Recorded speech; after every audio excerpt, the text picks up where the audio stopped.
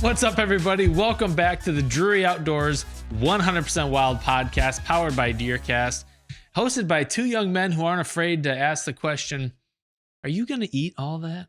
You keep calling us young, but the more I say it, the more people may believe it. It's still not true. We have boyish voices. You know what I'm saying? No. You're Matt Drury. You're Tim Chelsvik.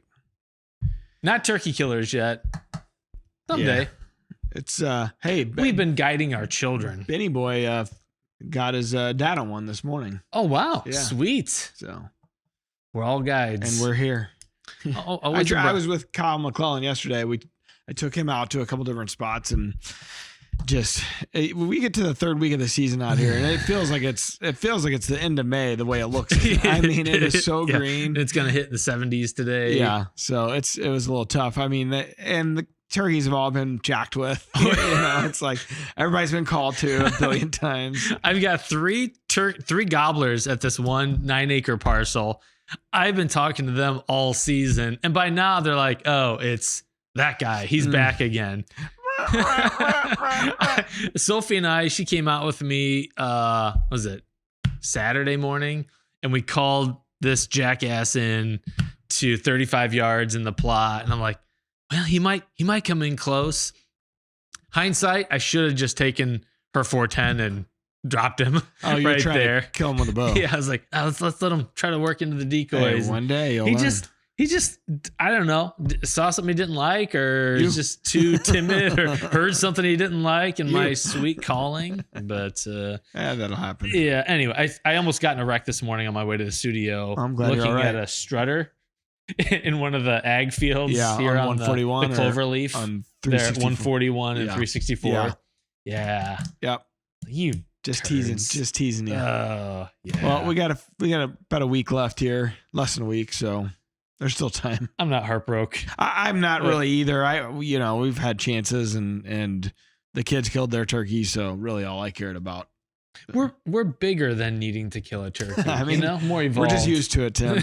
Or that. Well, we got a treat for you guys. We're going north of the border, the U.S.-Canadian border, on this week's show. Not the 51st state. Some international relations to smooth out this morning. We got Keith Beasley jumping in from Canada in the rough. What's up? Hey, guys.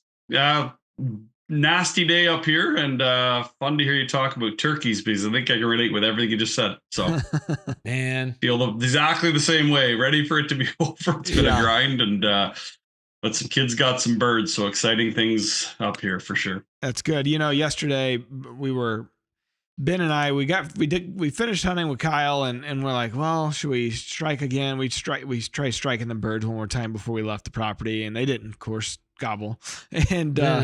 And he's like, we going tomorrow? I was like, I got a podcast in the morning and I got some other stuff going on at the office. I probably won't. He's like, the way I look at it, he's like, we got all summer not to hunt. But he goes, we got 1 week left to hunt and we're going to miss it. I think about that. Yeah. And he's like, you know what? He's right. Cause it's only a 3-week season here. I don't know about you guys, but it's just like, man, he's right. It is about over. And it's like that. So. It's and then Keith, I don't think it's the same in Canada. I know you guys do have mothers, but in the U.S. we have Mother's Day, which is on Sunday. It's the exact same. Yeah. Is it? Yeah. The only difference I think the mothers are the same too. If I know the biology right, but yeah. See, this is what it's about: cultural understanding. Like you're trying to take this political, so I don't want to get involved in those town conversations. It's a no win situation. There's no win on that one. Yeah. But yes, big day here this Sunday. Yep. Who did that? What? Put Mother's Day. And to throw a wrench in that, up here it's the opening of walleye, so it's extra challenging too. So just turkey season, walleye. Who thought of that? Why didn't they make it in July when there's no hunting and fishing season opening? Hey, honey, how about we grab the tackle boxes and we celebrate? Nothing says I love you and thank you like I'm going fishing. Have a great day. Yeah. Well, to make it extra tough, it's actually my anniversary, Mother's Day. So. That's kind of smart though. Like you kill 2 birds with 1 stone. Actually, that's not allowed though. That's not allowed. No. One gift for both doesn't count. It's just, I hate to say it. Luckily, she doesn't watch or listen, but she's only getting one gift. She doesn't watch or listen. Did we all marry the same woman? That's funny. My wife's birthday is on Christmas Day. Oh. So that's like, here are your birthday presents. Here are your Christmas presents. Here's a kiss. That's your birthday present. Kids and I got you Here's a hug. That's the rest of it. Yeah, but hold on, Tim. Are you going to show Matt and I up? Does your wife watch? Oh, no. Oh, no. Oh, okay. All right. His wife's hatred may run deeper than mine. She thinks I do meth on Tuesday mornings when we film these. She doesn't know. Yeah. That's too funny. Well, we want to talk about spring bear hunting because, we were just talking about how short a season turkey is in the spring and there's not much else to hunt. But I know a lot of guys, especially here in the Midwest, going north to hunt a bear is just part of their annual cycle. And before we get into that, I would love for you to give our audience who may not be familiar with what you guys do up there, give them a little bit of a high level view of kind of the background of your company and to start, because you go onto your social media. I mean, your YouTube channel is huge and you got a big social following as well. So a lot of people may already be aware. But just in case they aren't, our audience obviously probably pretty predominantly Midwestern. Maybe give them a rundown of what you guys do. Sure. Yeah. Well, I appreciate it, guys. Thanks for having me on. I'm excited to chat hunting and excited to see in a little bit, Tim. Our company, Canada in the Rough, is my two brothers and I, Paul and Kevin. We have mothers that we celebrate on this Sunday, Tim. And the same mother, same mother. And we're just very spoiled and blessed to be chasing a dream for the last 21 years that we call making a living hunting. So I know you guys can relate. It comes with some ups and downs, but the ups are pretty incredible. We've seen every corner of Canada and the corners that we want to see. No offense to some major metropolitan centers, but those aren't the places we're visiting. We spend a lot of time in remote parts of Canada. And for those listening that don't know this, there's more people in California than there is in all of Canada. So it's a pretty phenomenal place to be a hunter and an angler. And our hunting series has been, we're airing our 21st season right now. And then as you guys know, and probably all your listeners know, this animal we call social media has kind of come out of nowhere on us in the last decade and kind of taken our world by storm in a good way. And some days a bad way, because creating content is a beast. Mm-hmm. And it's given us lots more reasons to be outside, which is the good part.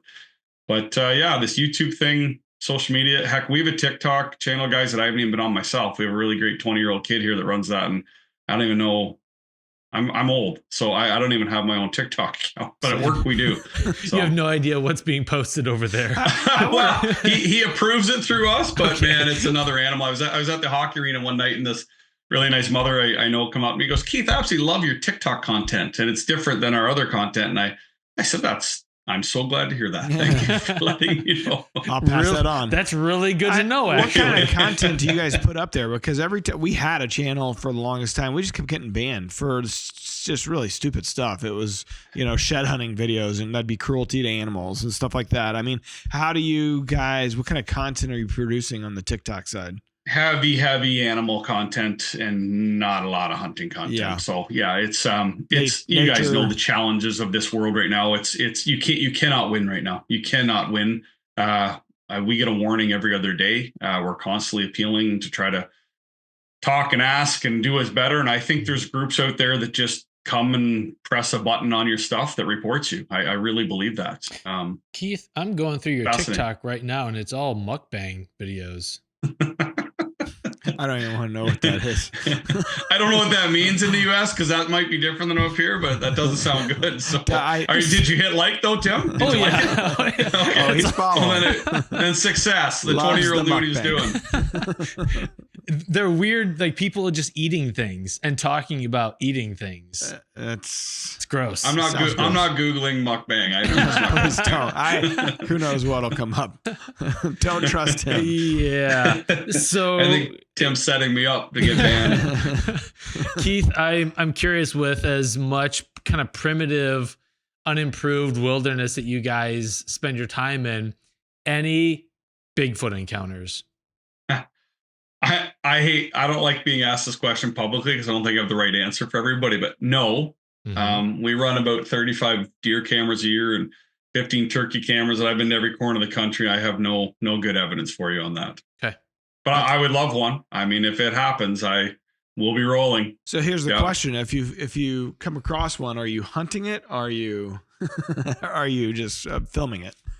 So this feels like one of these other questions on biology. I can't win on that answer, so I'll wait on the moment and how threatened I feel. How about that? there you go. This is like someone asked him if he's going to run for president or prime minister. He's trying to steer this ship out of every political direction, and you keep steering us right back in there, Tim. So we're gonna move along. Yep. Bad influence. So, all right, I got to, before we dive into the bear talk, I'd like to know, I've seen some pretty big deer pictures, on your social media, and like what province are you guys primarily hunting? Is it Ontario, or because you hear about Saskatchewan, you hear about Alberta. I don't know that I necessarily hear about Ontario as much as far as the provinces go. So we're born and raised in Ontario, so obviously we have our own bear tag here, which makes facilitating filming a lot easier because you're not eating up a quota tag from an outfitter. It's just an add-on because it's our own residential tag. So we're here 2 bear hunts a year in Ontario, and then we kind of jump one hunt back and forth, but we're usually in Manitoba every year. We film bear hunt in Manitoba every year. This year, last year we were in New Brunswick as well. This fall will be in New Brunswick as well for a fall bear hunt. But Saskatchewan has phenomenal bear hunting. Alberta has phenomenal bear hunting, but when we go to Saskatchewan, Alberta, we're trying to chase whitetails or waterfowl. So it's all about measuring out the balance and finding where to hit a sweet spot in each province. And listen, you can't go wrong with bear hunting anywhere in Canada, actually. Newfoundland has absolute giant black bears, like gigantic black bears. New Brunswick, Quebec, black bears are across the country. British Columbia, as you guys know, on the coast, the interior has massive black bears. So you can't go wrong. It's but we primarily are Ontario or Manitoba, New Brunswick. Well, what about the whitetails? Where do you primarily hunt those? So we hunt our own here on our own tags. So we're always chasing deer here. That's our what started us. That's our passion. That's probably similar to the Drury's original story. That's the Beasleys. It's all we had, actually. We don't have anything else here. Turkeys came as we were adults. So we had whitetails. So but Saskatchewan is without a doubt the place we dream to go for whitetails.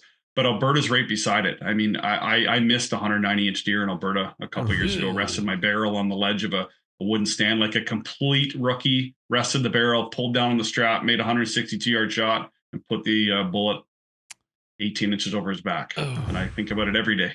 It's funny how that works. Those never leave you. A 190, that would haunt my dreams. Yeah, like 14-inch twos and 5x6 with a 20. Yeah, it was a giant. He got killed the next year with a bunch of junk at 220. Probably would have been a bad eaten deer, though. And a deer that nobody'd ever seen, like remote wilderness, no camera on him, just hunting a scrape line on a seismic line cut through for the oil rigs through a big piece of timber, and he crossed out on a seismic line, stopped him with a whistle, and he was an absolute incredible deer. What's a seismic line? Where they'll cut a 10-yard swath through a piece of timber to run oil equipment through, like they're testing for oil lines and stuff, running pipe. Tim knew that. Yeah. Tim knew that. I might have the wrong wording too. Don't quote me, guys. I'm not an Alberta oil expert, but it was just a cut piece of timber. So how big are these properties that you're typically hunting? So Canada is crazy unique, guys, like crazy unique. So the last bunch of deer I've shot in Saskatchewan are all on Crown land. Most of Canada is not private. It's Crown land. That's what makes it so unique.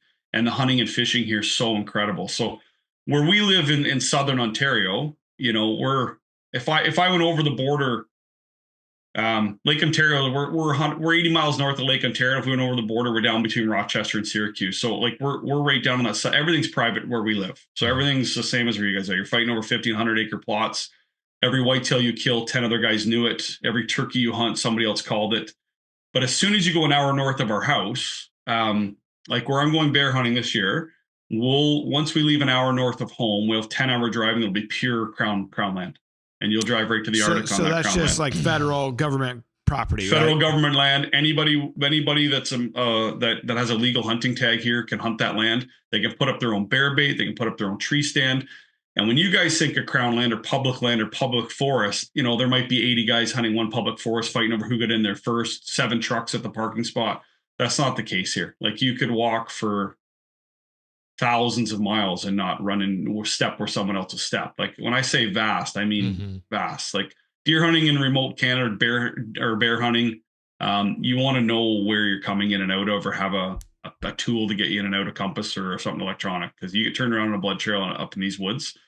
It's another story. But I live in the ag belt down here in the south, off that Lake Ontario basin, and then literally 30 miles north of me is the Canadian Shield. And we're the land of lakes where I live. So I can have the kids fishing in 100 different lakes in an hour of my house with a boat launch and just public access.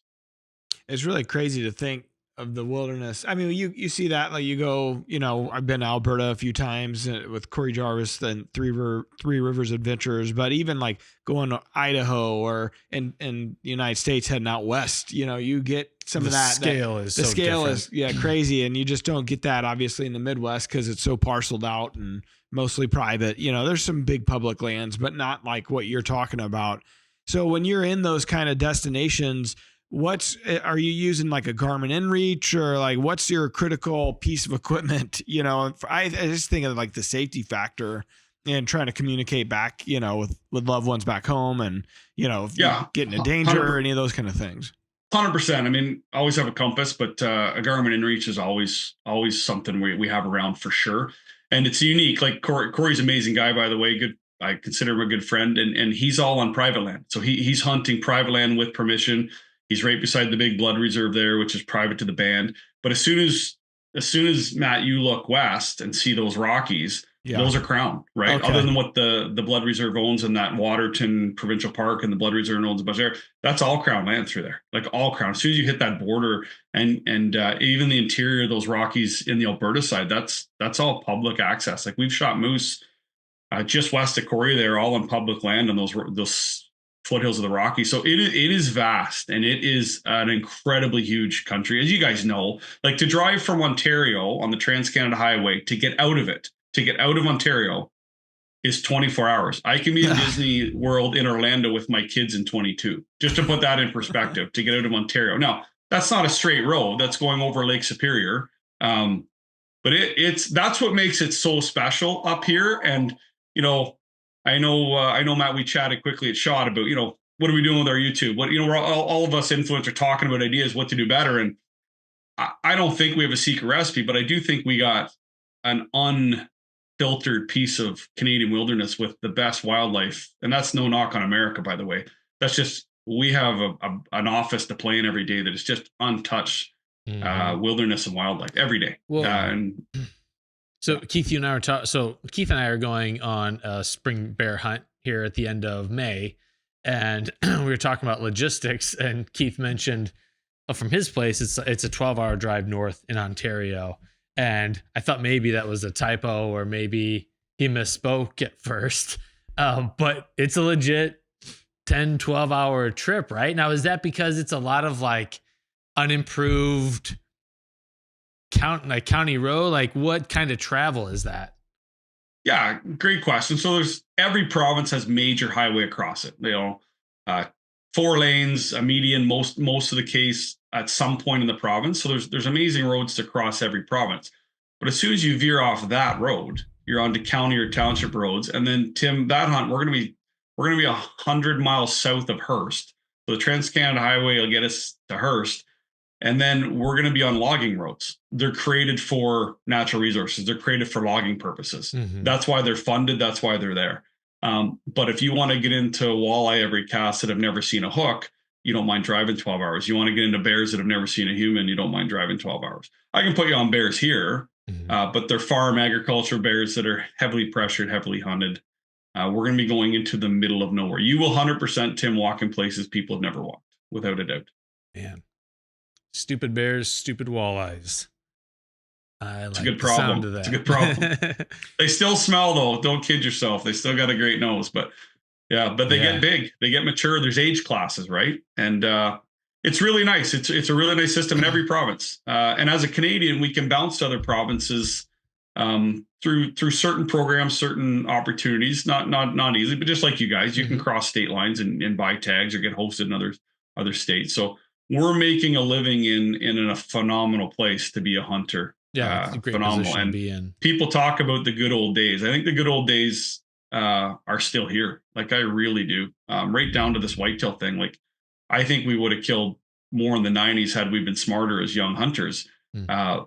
But man, we shot 3 big mature bucks locally this year. We worked our butts off for them, but they're still here, and the turkeys are here, and things are thriving. So Good time to be alive. I'm interested on the turkey side. You said, as growing up as kids, there weren't turkeys there. So what was the reintroduction like, or was it an introduction? I mean, were they there previously and just, died out or were killed out? the math I'm hearing is the reintroduction. They were here, 80 and 100 years ago. But late 80s and mid 90s was a heavy push for that. But our area, our county, didn't have one in it, really. So we when we figured out that they were around and we were old enough to sort out, there's turkeys an hour over there, we started driving and knock doors, get up at 2 a.m. and we drive. So, and then they just started to come. I don't know what changed. I really don't. But they started to come in, and we killed our first one here 20 years ago.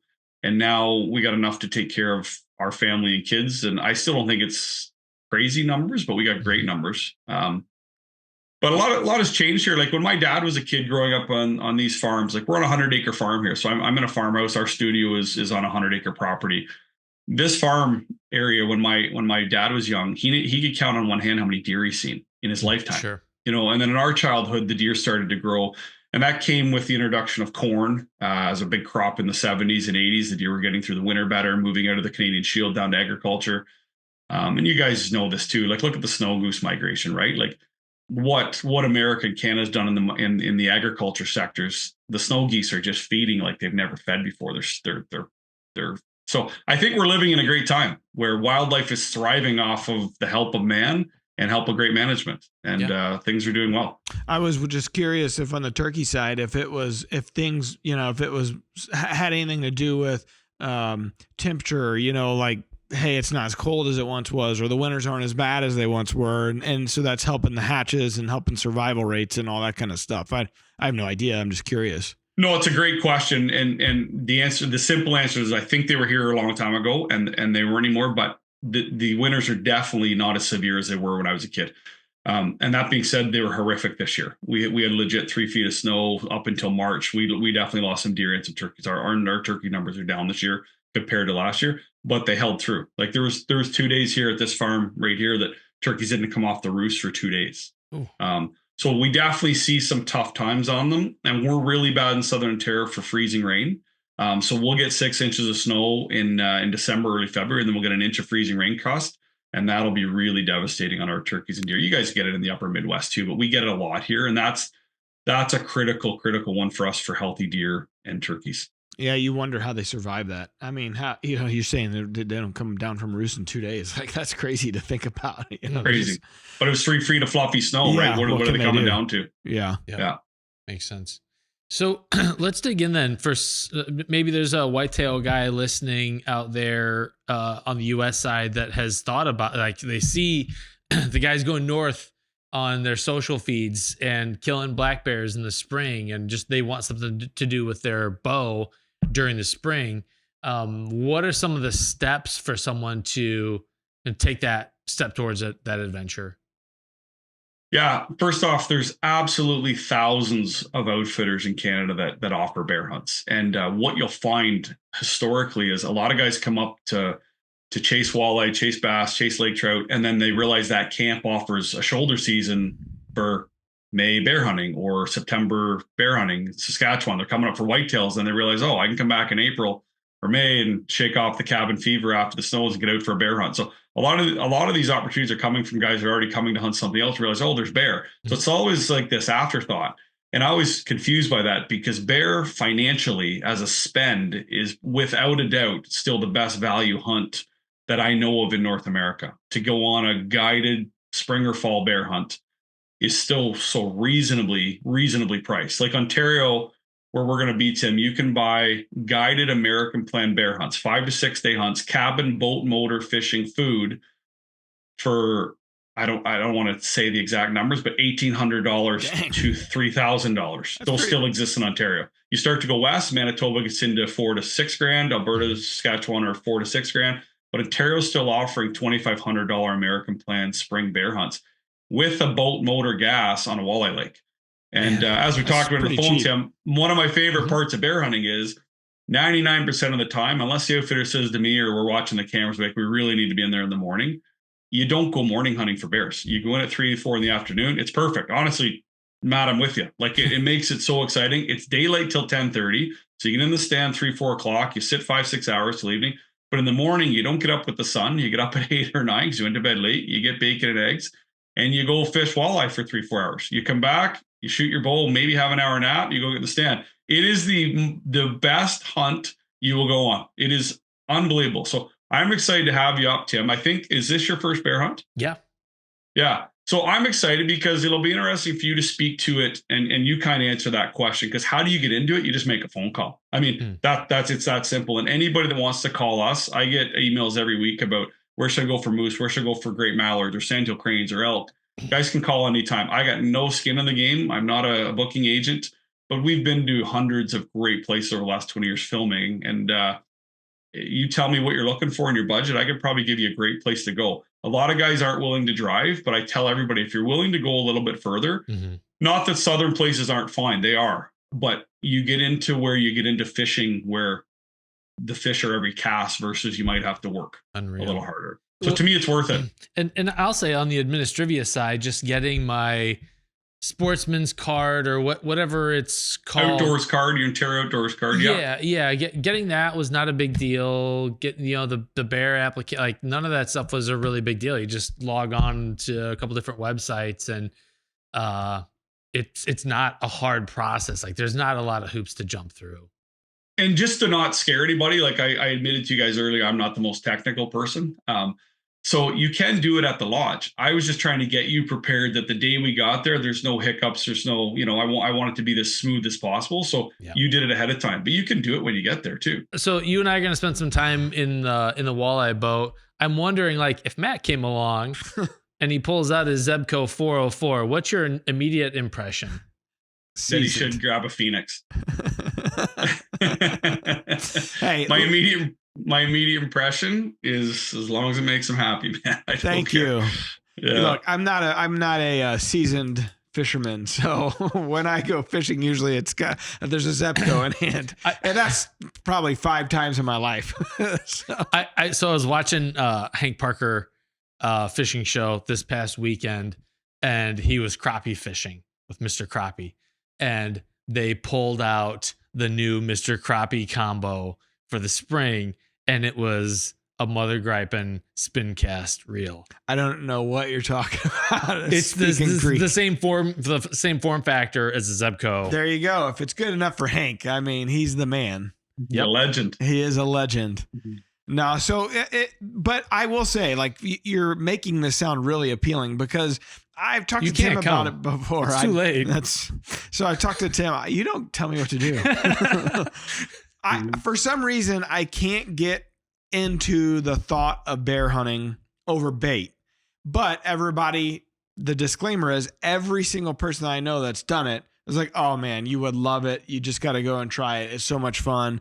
I don't know how I would feel about that aspect, but I guarantee you, even though I'm not a fisherman, like the fishing, the eating, definitely the cooking, like shore lunch and those kind of things, like that stuff is super appealing to me.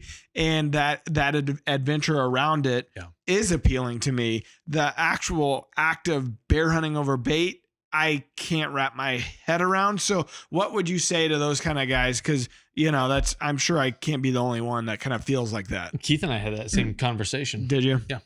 No, you're not alone at all. And listen, I think we could probably have a healthy debate here. So shoot back, like by all means, shoot back. All I would say to that is these bears do need to be managed. They really do. Like moose populations, deer populations do rely on it. And, if left unchecked, like Ontario politically shut down the spring bear hunt in 1999.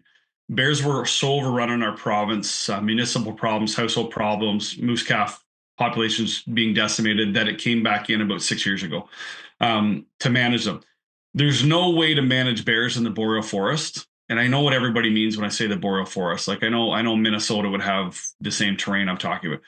There's no way to hunt bears in the boreal forest other than by a wing and a prayer and lock. And everybody's going to say, get smart, get out there, scout, find a trail. It doesn't, bears aren't a trail animal. They're not a fringe animal like a whitetail or an ungulate.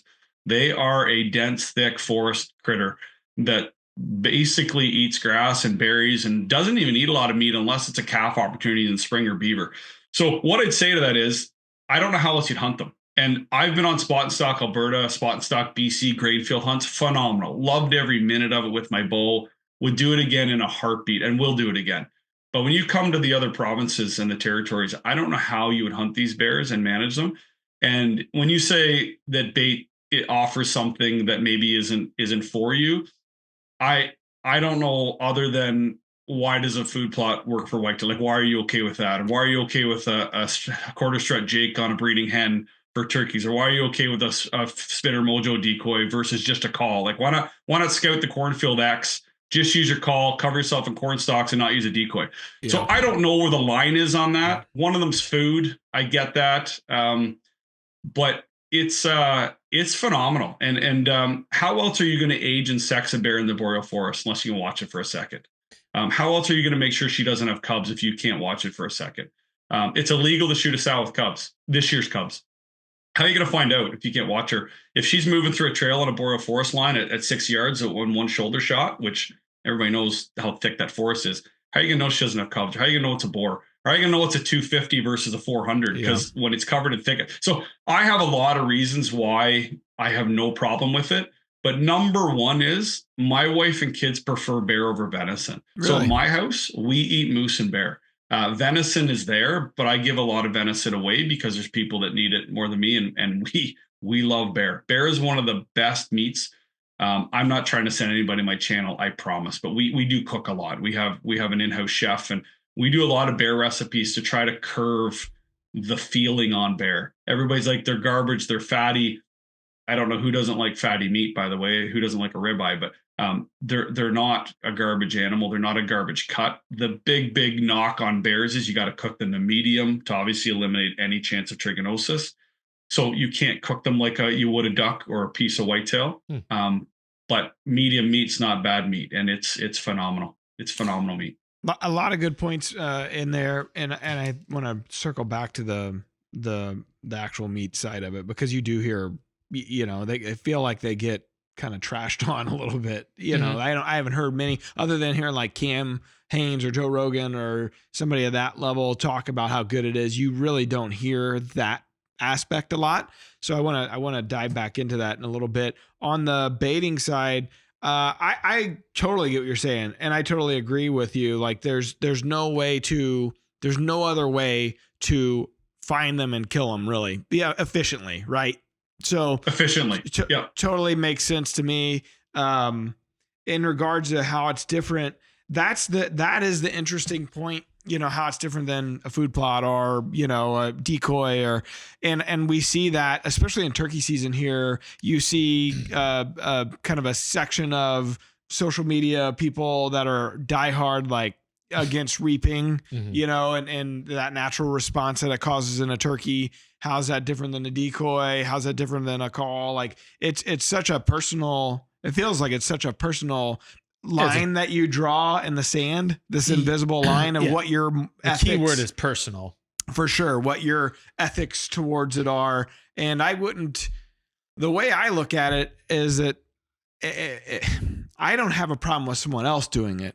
You know what I mean? It doesn't excite you. It doesn't excite me in what I'm looking for. That doesn't mean that, by the way, if I were to go on the hunt and do it, I wouldn't, and I'm not, you've made that clear. If I were to go on the hunt and do it, that I wouldn't fall in love with it and be excited in the moment, right? Because if you don't do it, you don't know what it is. I think part of the problem is I've seen a lot of bear hunts over time, and we more or less have a moratorium on them at Drury Outdoors. Like our audience isn't very interested in it. No, because it's not interesting to watch on camera, that style as much.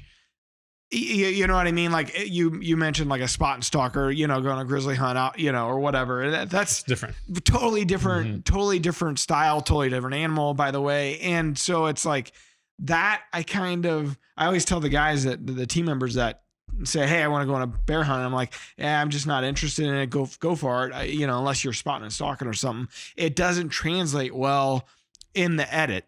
Somehow we haven't done our job and getting that to feel like it's not shooting fish out of a barrel. Right. Yeah. And that's the hard part. And I've heard every single guy that's ever gone on the hunt say the same thing. It is so much fun. You would love it. I kind of liken that to going to Africa. Like, again, I have no personal preference to do that. I really don't care to go over there and kill stuff.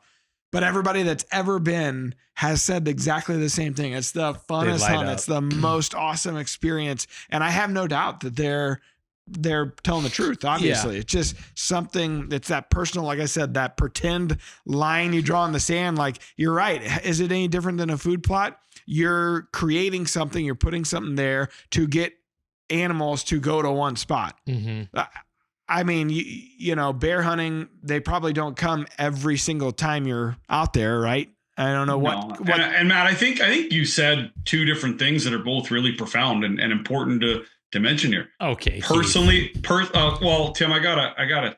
He's not coming with us, so I gotta give him some bone here. So make him feel good about himself. Thank you. You know, personal ethics and morals are critical and what should govern all of us. And then keyboard warriors get to come on and judge everybody else, right? So anybody that's in media, you're going to see you put yourself out there and it gets exploited. So it is what it is, good or bad.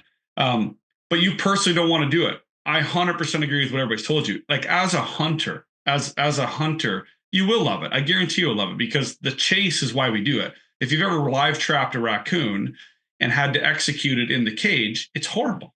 When the farmer called me yesterday to put down a cow to save the $750 vet bill, I hated every minute of it. Like, killing something and hunting are two totally different things. Totally different. So when you're hunting one bear or two bears and there's 10 coming through over the week and it's night 5 and the stick cracks, if you don't get an adrenaline dump and you get your bow jawbone back when the winds get there before the wind cuts there, I guarantee you'll love it. But the second thing you said was, you're a producer. You're making content. You're making TV. And bear hunting is very routine TV. It is. Ungulates have different antlers. The Drurys can shoot 3,000 whitetails or mule deer with Corey Jarvis over the last 40 years. I don't want to make your dad and uncle feel old there, but a long time. And they all look different. There's a different fingerprint. Bears don't. We haven't aired a turkey hunt in 4 years because the reason you're not airing bear. We put them to YouTube, we put them to social media, but we're not making one of our single 13 episodes, because it's too routine, too the same. They all look identical. Same. They all look identical. Yeah. So the story you're telling about bears, I'm going to tell you about turkeys. The reason we do love the bears is because it has such a broad reach to everybody. People can come and do it. Me shooting another turkey on our farm, you know, I love every minute of it, but it's not great TV, because I filmed the roost and the pitch down and the strut into the decoy and the shot 300 times. And whether it has 1.5 inch spurs or nubs as a 2-year-old, it looks the same on camera. Yeah. So bears are the same. Now, listen, I shot a bear of a lifetime with my bow up in Manitoba 2 years ago. I shot a 494-pound spring black bear that's going to go 21 5/16. I'm bragging about this to get to a point. It was cinnamon. It was like bright, looked like he was on fire. It's one of the greatest black bears I've ever seen with my own eyes ever. And I took him. Nobody knew he was there. There's no trail camera picture of him. So there are moments in bear hunting that have just special moments. It's like walleye fishing your whole life. You've caught a ton of 4 and 5 pounders, then you catch a 10. There's special moments in the bear woods that we all have them that are just, but what I love the most about bear hunting is winter's gone. I'm in the woods. The spring creepers or the crickets are chirping, the frogs are going in the swamp, and I'm outside hunting something with my bow and arrow, and I absolutely love it. Yeah, I love it. I'm stoked. And then I come home that night, and whether I got them or not, I loved every minute of it. And then I get up the next morning, I go catch some fish. So anybody listening to this, I hear you, Matt. I totally hear you. But the producer side and the hunter side, I believe, are two different things. I really, really do. I think I can speak a little bit of credibility on that. Yep. And I think anybody listening to this would love a bear hunt. Now, what our line in the sand is when we're in a tree stand over bait, it's 100% archery. That's our line in the sand. Mm-hmm. That's our personal take. So that's where, if I'm on the coast, spot and stalking bears eating crabs on the Pacific edge of Vancouver Island, no problem. I pull out a rifle. But over bait at 25 yards, I love the intimacy of the bow. Well, a big reason why people listen to the show is the psychoanalysis that happens. And I think, Matt, if I may, please, part of the internal struggle with you and hunting bear over bait. I'm curious where you're taking this. What smart ass way you're going to take this. Continue. Is the wanton waste of day-old donuts and bacon grease. There we go. And gummy bears. We're feeding them gummy bears. They are bears. No. It's like a chicken omelet. We can't do this. No, it's like I said, I think if I were to do it, I would probably love it. And that's, and again, you're not. Thank you, This Tim. May. So let's circle back to the prepping it, the meat, what do you do with it to make it taste so good? Because, for a guy that's never had it and you've always heard almost like a wild boar or something, that's kind of like the same class that I feel like it's been put in, maybe unfairly. It sounds like trash pandas, people like. So how are you guys preparing it? Is it smoked? What is it that makes it, that makes the version you cook so good? We do everything. So there's no answer to that. Bear sausage are one of the best. They don't need as much pork as a venison sausage needs because it has more fat in the meat. Roast, chops, steaks. Tim's going to be eating tenderloin with walleye. We're going to do some surf and turf on a grill, 100%. It's just amazing meat. It's amazing meat. It's amazing flavor. But to your point, Matt, I've had guides and outfitters that refuse to take a piece off the grill and put it in their mouth like it's some kind of rabid coyote. Like it boggles my mind. But there's a lot of politics around this too, right? Like BC lost the grizzly bear hunt, right? You guys are probably aware of this. Lost the grizzly bear hunt. But politically, they weren't eating it. They were taking the hide and leaving it.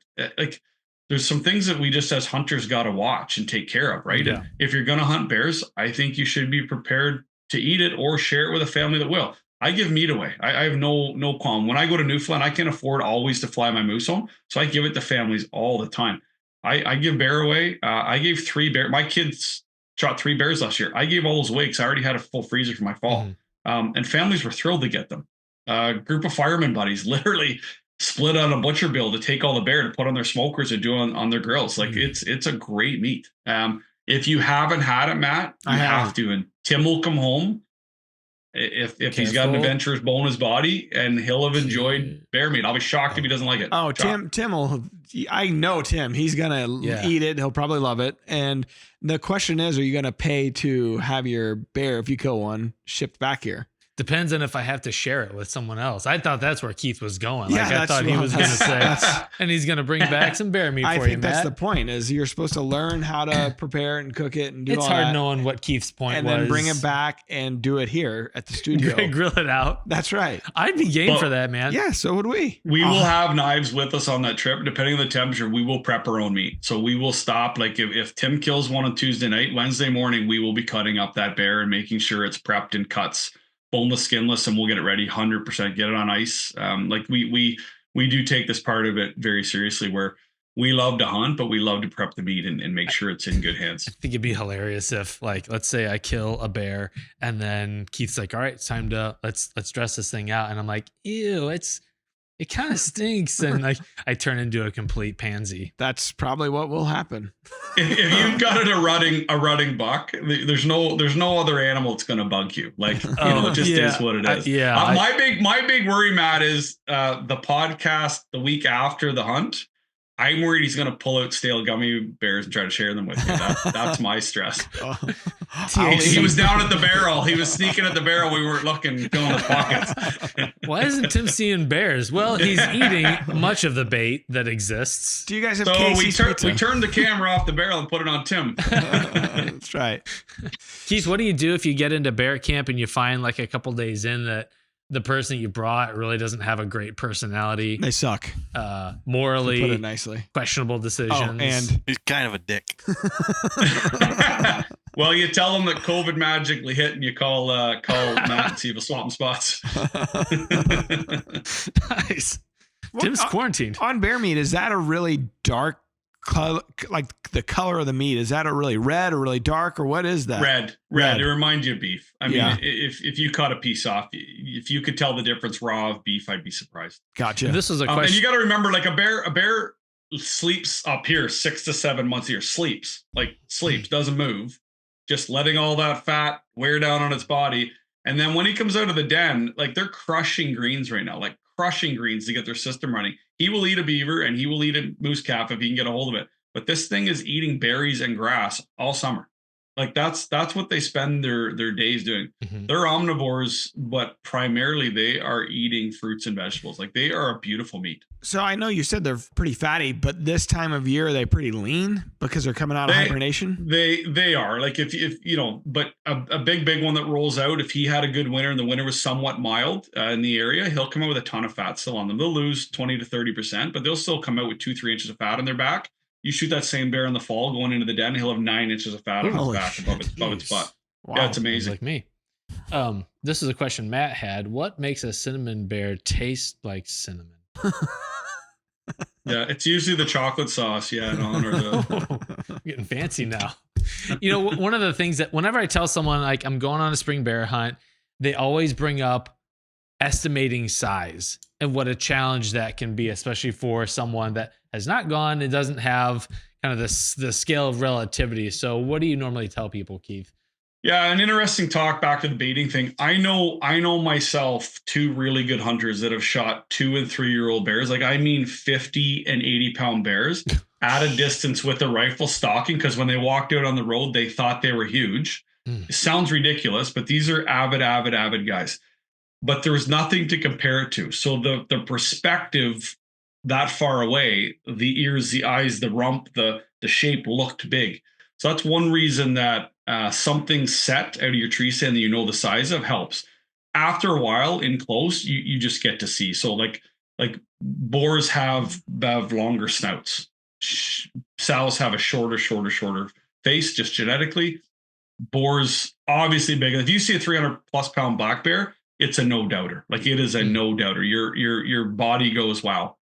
For the whitetail guys, it's when a 115 2-year-old walks out or a 155 inch 4-year-old walks out. You don't wonder anymore. Both are getting shot. Both are getting shot. But just like a male dog, if it's a male, he pees in the middle of his belly. If it's a female, it's coming at the back, right? You can see the hairs around his pecker where he's gonna piss too, right? So you can see all that stuff. So if you got time. So yeah, sorry to give you a biology Our lesson. audience is not accustomed to that kind of Pecker talk. What was the audio Matt just did a minute ago? He's kind of a dick. Yeah. So Pecker I thought was safe. You're safe. I liked it. I'm clutching my pearls. So what about the ears? Because you hear about that, smaller ears, bigger bear, bigger ears, smaller. Is that true? I mean, are you even looking at that as much or?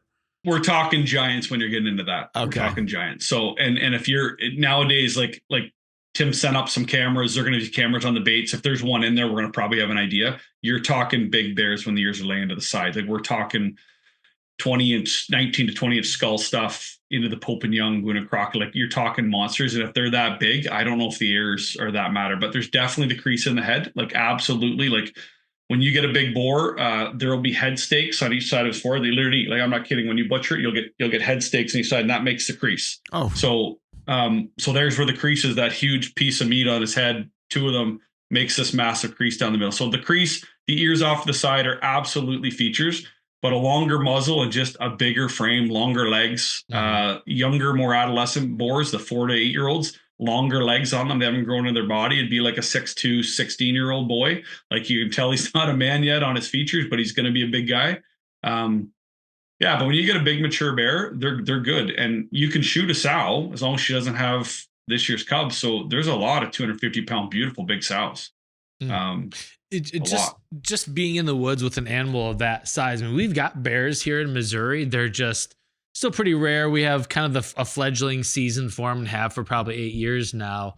But to be in the same woods with an apex predator like that, that's just going to be magical and exciting, regardless of how close you get. On that aspect of it, the apex predator side, so you have seen like the videos on social media or on wherever you get your content, where like a bear will climb up the tree that the guy's in. He's just like shoo, get away, and they don't really seem like they don't seem intimidating in that spot. Is that, I mean, do you see that often, or is it pretty rare? They're not people eaters, right? Like they're literally not people eaters. Like if he catches your wind, he's turning and running. Like I had a 500-pound bear come in New Brunswick one time.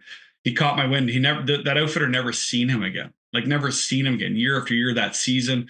So, and that's not a guarantee. It's just like a whitetail. They could win you be back tomorrow, but they don't want to eat you. Like the bear stories are, if you get between a mom and a cubs, there's serious problems. That has nothing to do with her eating. So we've had them start up our tree. We've had them nose up the ladder. We've dropped stuff on them to get them away. But that's usually the young adolescent ones. Yeah. That's not usually the big mature ones that you're chasing. And they're just curious. They don't know. They haven't seen people before. Like literally they haven't seen people. But I've seen lots of bears in the middle of nowhere catch the wrong human scent and just gone. So is that part of why the bait's also critical? Because I had heard, I don't remember who told us this or who told me this, that if a bear's there, he already knows you're there. He already knows there's a human there, but he's coming in anyways because of the smell of the bait pile. I told you that. Was it you, Tim? Out of my wealth of bear experience. But it might have been, I hunted with a guide, Clayton Gallagher out of Idaho, and they do a bear camp as well. And it might have been him telling me that, but he's like, yeah, they already know you're probably there, but the bait, that's why bait's so critical too, because they're coming into that as much as anything. I think it's like anything. If you talk to enough waterfowl guys, enough turkey guys, enough deer guys, enough moose guys, you're going to hear 10 different opinions and all can get it done. I've absolutely 100% had bears come in that they knew something wasn't right, but the stomach overrides their intuition. And then I've hunted lots of big bears where they want nothing to do with that scene if something's not right. And you'll see them at 80 yards. Just like a deer, like nose in the air. This isn't right. Circle back, stomp back and forth, and then go and never come back. So I think it's like anything, guys. You hunt long enough, you'll see literally everything. I mean, I could tell you all our rules of whitetails, and then another guy will just break the rule and kill a giant, right? But we treat hunting So my dream and hope for Tim is he comes and has a good time. He's not a dick and has a nice personality. He's fun to hang out with. But I hope he sees bears. Like I hope he sees bears. Like my dream for any bear hunter is to watch bears that you're going to pass. That you're seeing them come in and out, and you're getting to watch them at 20 yards and enjoy what it is. And then when the right one comes, and you make a shot. But the experience of being out there and watching bears in the wild is truly one of the most enjoyable hunts. I'm not going to lie to you. The walleye fishing in the morning, I love to fish. So that's a highlight for me.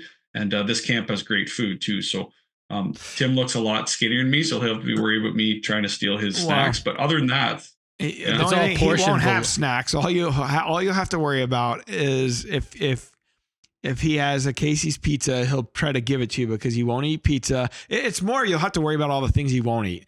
He won't eat carbs. He won't eat pizza. He won't have anything to drink. He won't there's the rules for Tim. Well, the other level is I'll judge everyone around me that does all those things silently, but I'll do that. Yeah, here's the real question. Will you bait Tim's hook and will you get the fish off the hook? Oh, goodness. I hope so. I don't want to get my little fingies dirty. Leeches and minnows. Ugh. He didn't answer. Keith's like, whip. That's a no. He's bringing the fishing rod, so I don't want to make a comment. I want a fishing rod. So you're bringing a fishing rod, Phoenix. So you're bringing it. We're shipping them up there. I see. Yeah, but there's only 2, so I can't get a third. Otherwise, I'd say come on. Okay, yeah, don't worry. Well, it's just going to be you 2 guys in camp. Kind of romantic. Okay. Yeah. Shore lunch. There are 2 producers, but Tim's not allowed to ask our producer for uncomfortable things to film, just for the record. But I can make suggestions, right? Like You take can some ask them. You're just not allowed to peer pressure them. I don't think so, Tim. So I really think after this 45 minutes that the three of us need to go. I don't hunt next year. And I just film you two having an adventure together in the wilderness. That's what I think. We've never done that. You two clearly need to go on a hunt together and be in a fishing boat. I'll be in the other boat filming. So far, we've been able to avoid it. I think the Rack Pack would like to see it though. Yeah. If they have Facebook in Canada, you could join the Rack Pack, Keith, if you wanted to. I think we do a Facebook in Canada actually, and once the igloos melt and we build our summer houses, I think we might get on social media too. Two things we've learned: Canada has mothers and Facebook. Yeah. And pet penguins. And they tell everyone to take off. Hey, take off. Hey. Should we get into the next round of shenanigans? Carrie Beardeman gave us a shout out, and he said, "Thank you for the show, guys. Your kids are so funny and fun to watch. You guys are great entertainment." Oh, our kids are getting some. Or maybe he's saying damage. you kids. Maybe he's older. Well, Lola was calling on the slate. That's right. Sophie was killing her turkey. That video went super viral too. Have you looked at the views on that? 1.1 million on Facebook. Yeah. Yeah. I knew it was going to do well. I've been trying to get the social team to push it for basically a month now. Yeah. And then there's the crappy people that were like, I don't know where those turkeys came from. Walker, they were shitting on you guys for having that she had a Walker's game year on outdoors. It's like she's a kid. Imagine spending $300 to hunt with earmuffs on. Yeah. So what, you probably haven't seen this, or maybe you have. So Tim's daughter had one of the best youth hunts I've ever seen, turkey youth hunts I've ever seen. And she's sitting back against a tree. They're not in a blind or anything like that. Tim's, 10 yards to her right. Yeah. And filming, and three longbeards walk right between the two of them. She's looking the wrong direction. She's looking over her left shoulder. They're coming over her right. And this is all on camera, two angles on it. Yeah. And she does fantastic, makes an awesome shot, moves the gun barrel when she needed to. They're steps away from her. And it was just a real heartwarming video. Yeah, neat video. But then I was like, man, I can't wait to see. Don't let her read the comments. No. I know we're out of time, but is that not the most incredibly confusing thing in the world, that you can post content and the comments are outrageously just, you can make a perfect shot on a deer and 30 guys will tell me I'm an idiot. Yeah. It's like, I can't comprehend the comments. Yeah. I scoped myself last year. We put that out there. I get it. Make fun of me.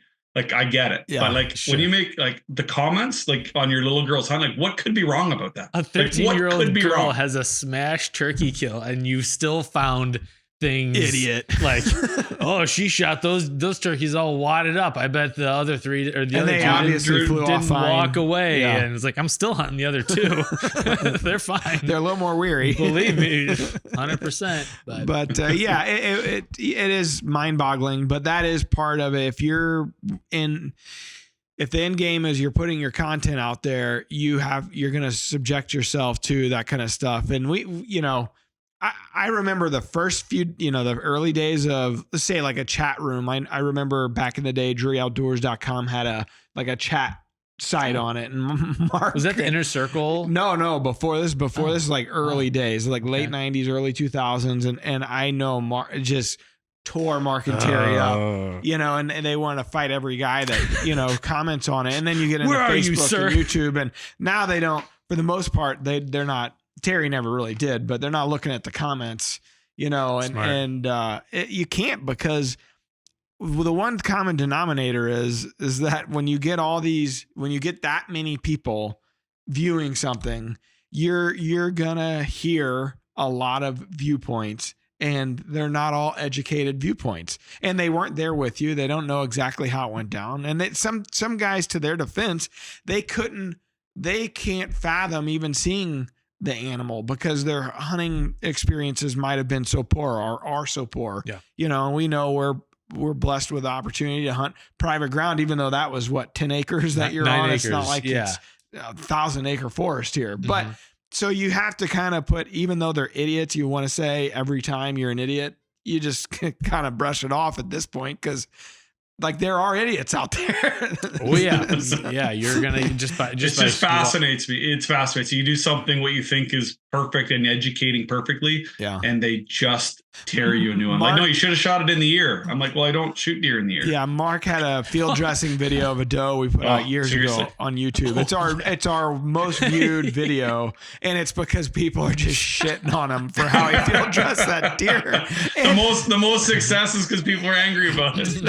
Yeah, the videos that do well are because Mark Drury's most famous videos because people dumping on him. That hurts my brain. And it was a doe. It wasn't a big deer. It was just him field dressing a doe. They had a real problem with how he did it. But that's the internet, man. You're right. Yeah. You put yourself out there. It is what it is. So I get it. Hey, we've got congrats to your girl, Tim. That's awesome. It was awesome. Thank you. This segment of 100% Wild is brought to you by PH Outdoors. Check out the full line of the G Series and brand new M Series drills at phoutdoors.com. We've got a wildlife word this week. It's sponsored by PH Outdoors and our buddy Paul Hollis over there.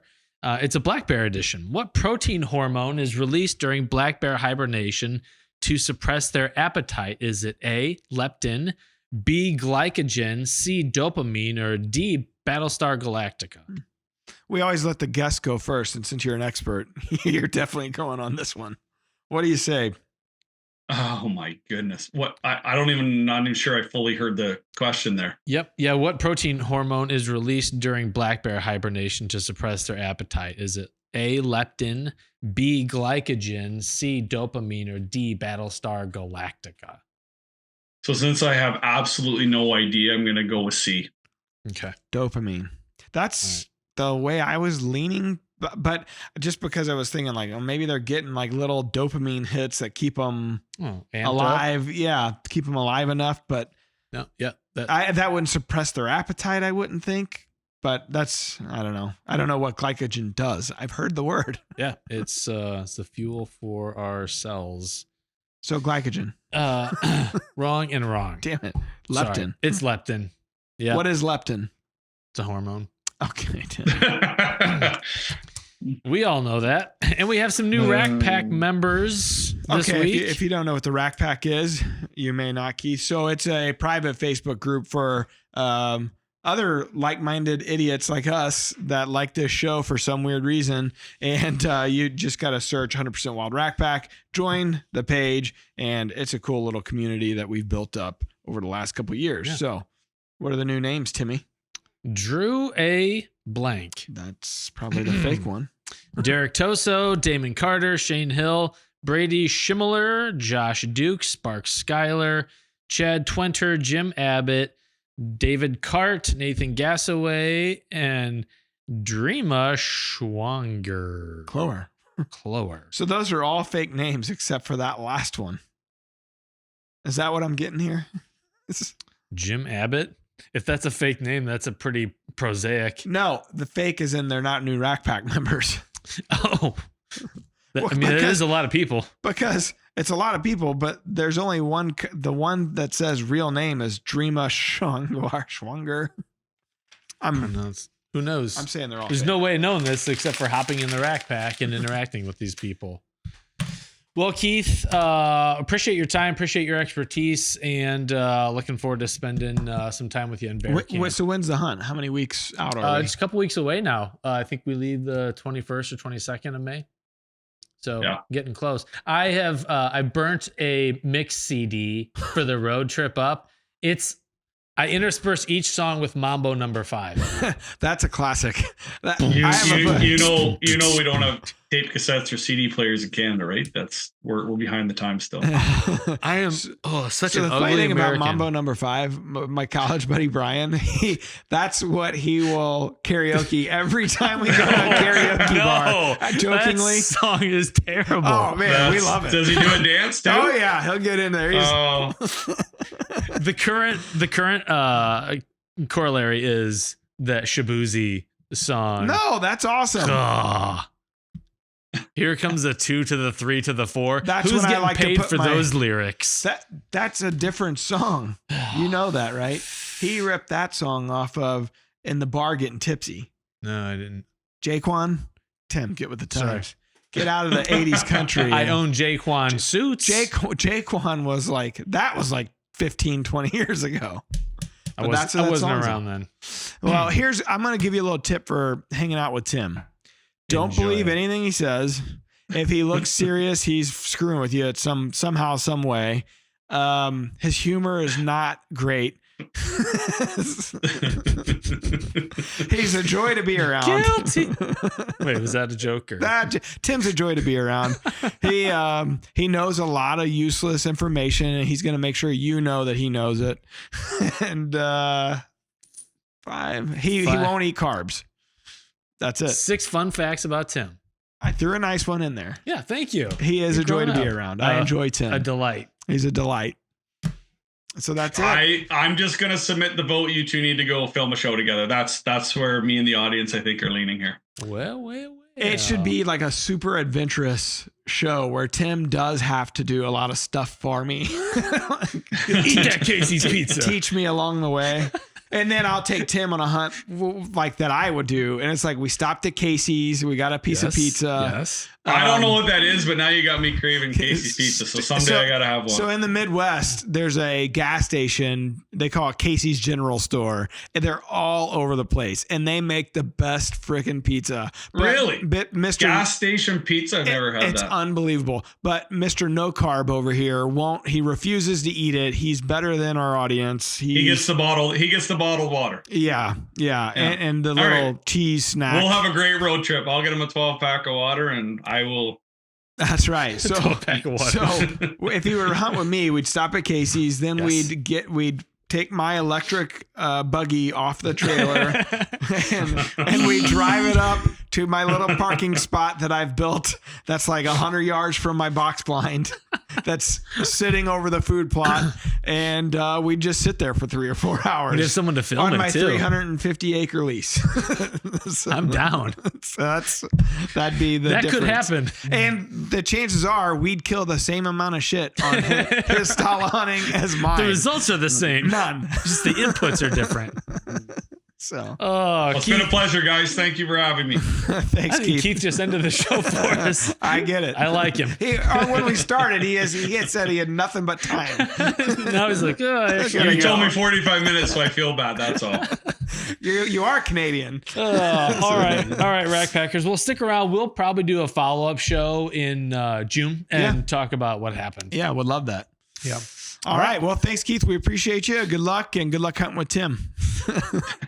Thanks, guys. Until next time, peace out. DeerCast is completely updated and better than ever. Prep, predict, and pursue your target buck with our detailed maps, weather, and 14-day movement predictor. We're adding new videos every week, so make sure to click that subscribe button and check out all of our amazing content. This episode of DoD TV is brought to you by DeerCast Maps, waypoints, weather, virtual rain gauges, and more. Every tool you need to get ahead of your game.